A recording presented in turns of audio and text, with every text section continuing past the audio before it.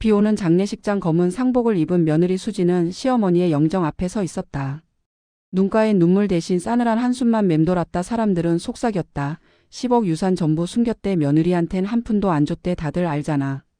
그 노인 고약하잖아. 수진의 손이 떨렸다. 3년 동안 병간호를 하며 잠 한 번 못 잔 자신이 단 한마디에 고맙다는 말도 듣지 못한 채 원망만 남겼다는 사실이 비수처럼 꽂혔다. 어머니가 세상을 떠난 그날에도 수지는 마지막으로 듣고 싶던 말을 듣지 못했다. 남편이 죽은 지 3년. 그 사고 이후 모든 게 변했다.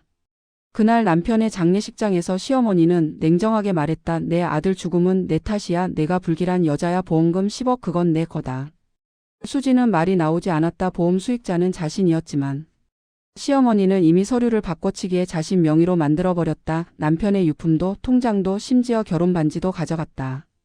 그날 이후 시어머니는 수진을 부려먹기 시작했다. 내가 우리 집에 남고 싶으면 내 병수발부터 해라. 그게 내가 살 길이다. 수지는 울며 고개를 끄덕였다. 그렇게 시작된 3년의 지옥 같은 동거. 새벽마다 기침하는 소리에 잠을 깼고 시어머니의 욕설로 하루를 시작했다. 넌 밥도 제대로 못하냐.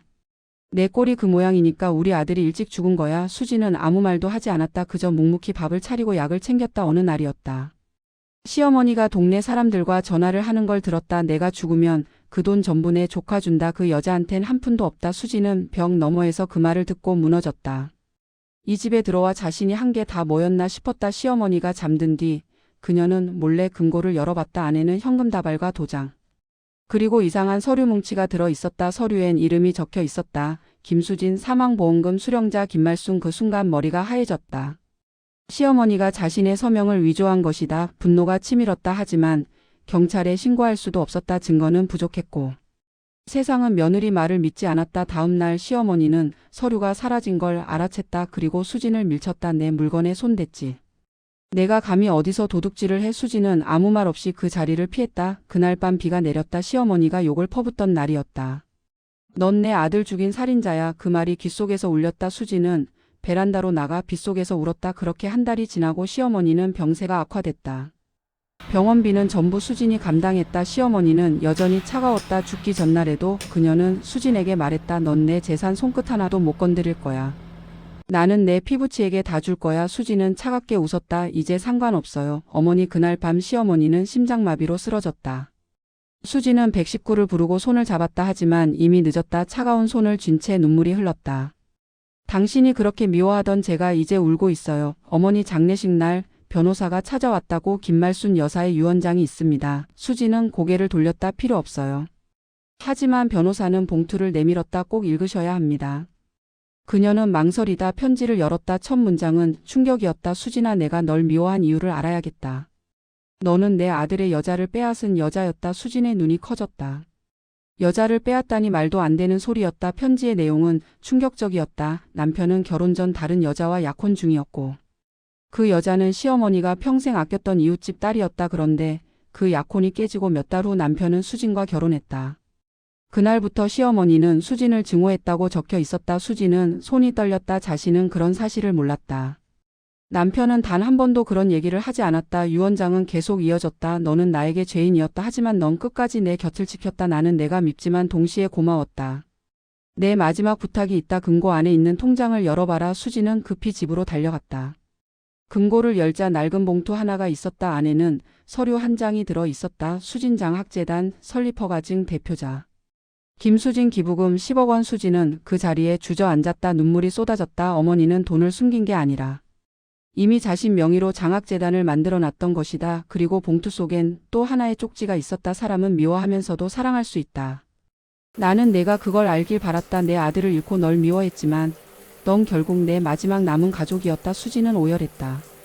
그토록 증오했던 사람의 진심이 이제야 보였다. 그러나 거기서 끝이 아니었다. 며칠 뒤 변호사가 다시 찾아왔다. 여사님, 유언의 마지막 부분이 있습니다. 수진은 고개를 들었다. 마지막 부분에는 이렇게 적혀 있었다.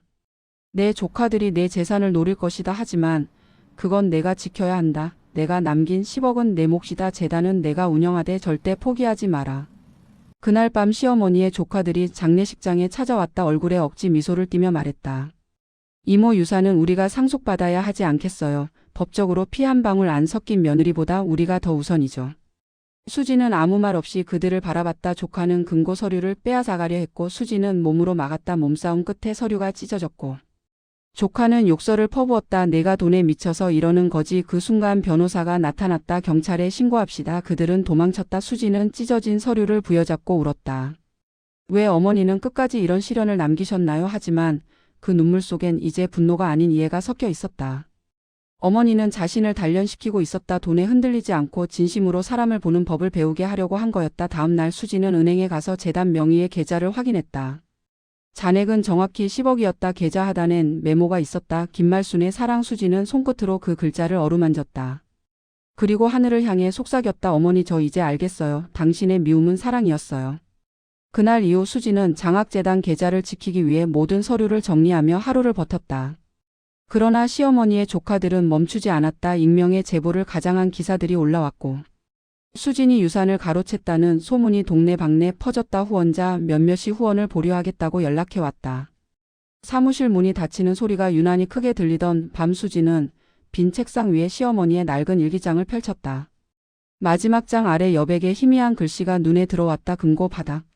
이중 바닥 짙게 핀 수지는 심장이 쿵 내려앉는 소리를 들었다. 집으로 달려가 금고의 바닥을 손끝으로 더듬었다.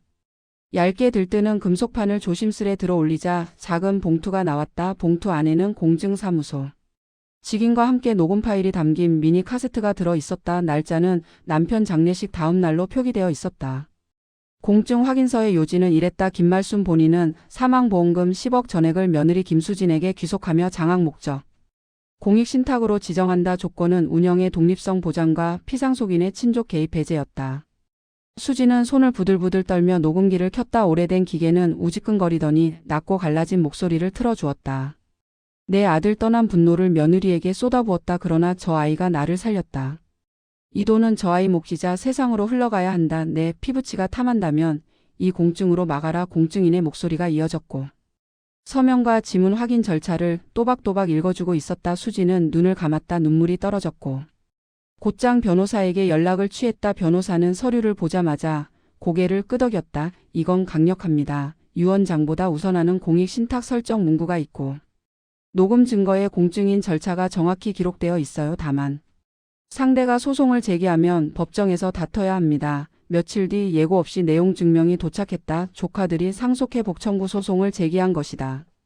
재판 첫날 법정에는 기자와 구경꾼이 가득 모였다. 조카 측 변호사는 수진이 유산을 은닉했고 시어머니의 의사는 명확하지 않았다고 주장했다. 가짜 눈물과 과장된 탄식이 뒤엉킨 장이었다. 수진의 차례가 오자 그녀는 조용히 서류 가방에서 공증서 원본과 미니 카세트를 꺼냈다. 판사가 흘끗 바라보며 재생을 허락했고 낡은 스피커에서 시어머니의 쉰 목소리가 울려 퍼졌다. 내 피부치가 탐한다면 이 공증으로 막아라. 방청석의 웅성거림이 단숨에 가라앉았다. 판사는 공증인 출석을 요구했고 다음 기일에 공증인은 칼같이 정리된 진술과 기록을 제시했다.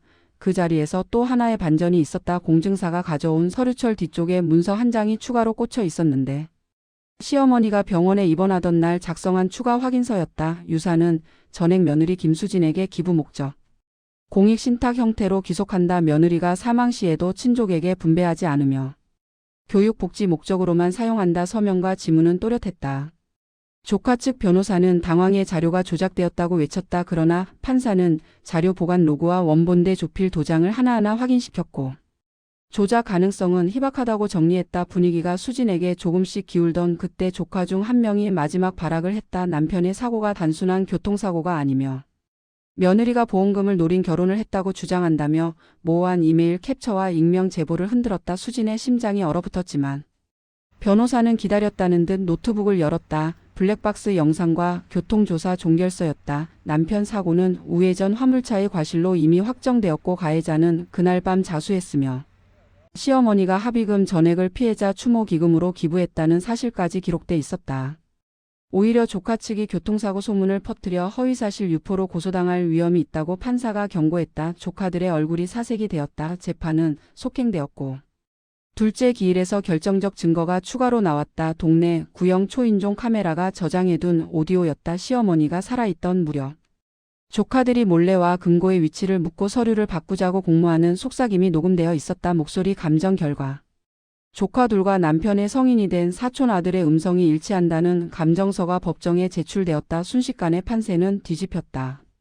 조카들은 얼굴을 가리고 법정을 빠져나갔다. 사람들의 눈빛은 경멸과 탄식으로 바뀌었다. 마지막 기일 판사는 판결문을 길게 읽었다. 공익신탁의 효력 인정 유언장의 취지는 며느리 김수진에게 기속과 교육복지 목적 사용이며 친족 개입 배제를 명시, 조카 측의 청구 전면, 기각 허위사실 유포와 서류 탈취 시도에 대한 형사고발 공고, 재단 운영의 독립성과 공공성 유지 명령 낭독이 끝났을 때 법정은 숨조차 쉬지 못한 듯 조용했다. 수진은 손을 꼭 쥐었다. 무너질 듯 흔들리던 재단의 바닥이 단단히 다져지는 소리를 마음으로 들었다. 판결 직후 후원자들은 돌아왔고 오히려 더 많은 사람들이 수진의 재단을 응원했다. 그러나 수진은 자축을 하지 않았다. 그는 먼저 시어머니의 묘로 향했다. 봄비가 내리고 있었다. 비석 앞에 앉아 오래전처럼 향을 피웠다. 어머니, 저 지켰어요. 하지만 그 말 뒤에는 묵직한 고백이 이어졌다. 저는 아직도 두렵고 아직도 미워하는 마음이 남아요. 그때 바람이 불었다. 장례식장에서 들리던 그 국화향이 아주 약하게 스쳤다. 수진은 눈을 감고 깊게 들이마셨다. 미움은 사랑을 지키기 위해 더 씌운 갑옷일 수도 있다. 그 갑옷을 벗어야 진심이 보인다. 그녀는 천천히 고개를 끄덕였다. 그날 이후 수진은 재단의 방향을 근본적으로 손봤다. 단순히 장학금만 주는 방식에서 가정 트라우마를 가진 아이들을 심리상담과 생활 지원으로 이어주는 통합 프로그램으로 확장했다. 이름은 말순 프로젝트였다. 시어머니의 이름을 딴 그 프로그램은 시작부터 반응이 뜨거웠다. 첫 번째 공개 설명회에서 한 중년 남자가 손을 들고 자신을 소개했다. 남편 사고 당시의 화물차 기사였다. 그는 죄책감에 시달리며 오랜 세월 사회봉사를 해왔고 시어머니가 남몰래 보낸 편지 한 통 덕분에 정신적 치료를 받을 수 있었다고 했다. 편지에는 이런 문장이 있었다. 누구도 고의로 우리를 아프게 하려 하지 않았다. 나도 용서를 배우는 중이다. 그 남자는 고개를 숙이며 재단의 운전 안전 교육에 재능 기부를 약속했다. 수진은 그 자리에서 울컥했다.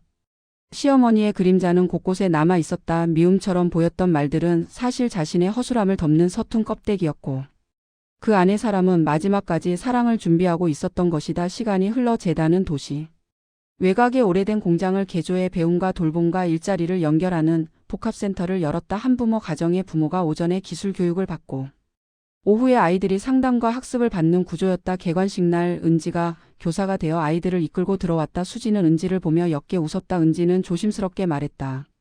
선생님, 예전에 저에게 하셨던 말 기억해요. 사랑은 멀리 있지 않아요. 그 말 덕분에 저는 매일 아이들에게 잔소리 대신 안부를 묻습니다. 아이들은 표정이 밝아졌고 재단의 복합센터는 주말이면 동네 주민들이 모여 함께 밥을 지어 나눠 먹는 사랑방이 되었다. 어느 겨울밤 수지는 사무실에 혼자 남아 서류를 정리했다. 졸음이 몰려오고 불이 꺼질 듯 깜박였다. 책상 서랍을 닫으려다 안쪽에 끼어 있던 작은 봉투 하나가 걸렸다. 누렇게 바랜 봉투에는 둥근 글씨로 이렇게 적혀 있었다. 나의 딸 수진에게. 봉투 안에는 오래전 시어머니가 써둔 카드가 들어 있었다. 가장 미울 때 멈춰라. 그리고 숨을 고르며 다시 보아라. 가장 사랑하는 사람이 거기 있다. 수지는 조용히 웃으며 카드 뒷면에 현재의 날짜를 적었다. 그리고 아래에 자신의 글씨로 답을 남겼다. 저는 멈추고 숨을 골랐고 어머니를 보았습니다. 그날 이후 수지는 주 1회 복합센터 강당에서 작은 모임을 열었다. 이름은 서로의 이야기 밤이었다. 누구나 자신의 미움과 두려움을 꺼내놓을 수 있는 자리였다. 어떤 노인은 며느리와의 오해를 털어놓았고 어떤 아이는 엄마와 아빠의 다툼 소리가 무서웠다고 울었다. 그 이야기를 듣는 동안 수지는 한 번도 타이르지 않았다. 그저 앉아 들어주며 마지막에 꼭 한 문장을 건넸다. 당신은 오늘도 충분히 용감했다. 어느 봄날 복합센터의 마당에 국화 모종을 심는 행사가 열렸다. 아이들과 어른들이 함께 흙을 만졌다. 수지는 마지막 한 포기를 품고 서 있었다. 흙을 덮고 물을 주자 국화 잎이 햇살을 받으며 반짝였다. 그때 하늘에서 바람이 불었고 어딘가에서 벨소리가 울렸다. 오래전 집 초인종의 낡은 띵동 소리가 귀에 겹쳐졌다. 수지는 아득한 미소를 지었다. 그리고 속으로 중얼거렸다. 어머니, 여긴 이제 괜찮아요. 당신의 미움은 세상을 지키는 벽이 아니었고 사랑을 밀어 올리는 바람이었어요. 몇 해가 더 흘러 수진의 머리칼엔 흰 빛이 늘었지만 걸음은 여전히 바빴다. 어느 날 대형 후원사가 제안했다. 재단 이름을 기업 브랜드로 함께 쓰자고. 조건은 후원금 증액과 반짝이는 간판이었다. 사람들은 환호했지만 수지는 조용히 고개를 저었다. 이 이름은 한 사람의 서툰 사랑에서 시작했다. 화려한 간판보다 오래된 필체 하나를 지키고 싶다. 후원사는 잠시 침묵하더니 뜻밖에도 조건을 바꿨다. 이름은 그대로 두고 장기 파트너십으로 돕겠다고 했다. 수지는 감사 인사를 전하며 다시 아이들 속으로 걸어갔다. 어떤 아이가 묻는다. 선생님, 사랑은 왜 때로 미움처럼 보이나요? 수지는 잠시 생각하다 대답했다. 사랑은 가까울수록 아프니까 서로 다치지 않으려고 갑옷을 입는 거야. 하지만 언젠가 갑옷을 벗으면 그 안에 온기가 드러나지. 그날 저녁 수지는 센터 옥상에 올라가 해지는 하늘을 보았다. 멀리서 봄비가 내리는 줄기가 보였고 비 냄새가 먼저 왔다. 하늘 높이 국화가 흔들리는 상상이 머릿속을 스쳤다. 그녀는 말없이 두 손을 모았다. 고마워요. 어머니, 미움이라는 단어로 버텨주셔서, 그 미움이 나를 사람으로 만들어주셔서, 그리고 결국 사랑으로 남겨주셔서. 몇 달 뒤 말순 프로젝트의 100번째 장학생 졸업식이 열렸다. 아이들은 한 명씩 무대 중앙에서 꿈을 말했다. 간호사가 되고 싶다는 아이, 목수로 일하고 싶다는 아이, 사회복지사가 되고 싶다는 아이, 마지막 아이가 마이크를 잡고 말했다. 나도 누군가의 며느리가 되었을 때 미움이 아닌 사랑을 먼저 말하는 사람이 되겠다. 수지는 그 말에 눈을 감았다. 객석 뒤편 의자에 시어머니가 앉아 있는 듯 했다. 똑바로 쳐다보던 강한 눈빛과 우들투들한 손등이 보이는 듯 했다. 그녀는 조용히 고개를 숙이고 박수를 보냈다. 행사가 끝나고 모두가 떠난 뒤 강당엔 빛이 사선으로 들어왔다. 수지는 마지막으로 불을 끄려다 무대 뒤 커튼 안쪽에서 작은 상자를 발견했다. 리본이 달린 상자 속에는 오래전 시어머니의 낡은 브로치가 들어 있었다. 브로치 뒤에는 한 줄이 새겨져 있었다. 말로 못한 마음. 수지는 브로치를 가슴에 달았다. 살짝 무게가 느껴졌다. 그러나 그 무게는 짐이 아니라 중심이었다. 그녀는 잔잔히 웃었다. 그리고 천천히 무대에서 내려와 문을 닫았다. 바깥의 공기가 새로웠다. 사람들은 여전히 분주했고 세상은 여전히 소란스러웠으나 그녀의 발걸음은 가벼웠다. 그녀의 등에 얹힌 오래된 미움은 이제 사랑의 결로 환히 빛나고 있었기 때문이다. 마지막으로 그녀는 재단 정문 옆 작은 비석 앞에 섰다. 김말순 그리고 김수진, 두 이름이 나란히 새겨진 비석 앞에서 잠시 멈추어 섰다. 그녀는 낮게 숨을 고르고 마음속으로 말했다. 우리 둘의 이야기는 여기서 멈추지 않는다. 누군가의 오늘을 붙드는 손으로 계속 이어질 것이다. 그리고 미세한 바람이 지나가며 국화 꽃잎 하나가 비석 위에 내려앉았다. 수지는 그 꽃잎을 손끝으로 들어 하늘로 날려보냈다. 멀리 떠오른 꽃잎이 노을빛을 받아 반짝였다. 이야기는 그렇게 고요하게 따뜻하게 끝났다. 다음 이야기에서 또 만나요.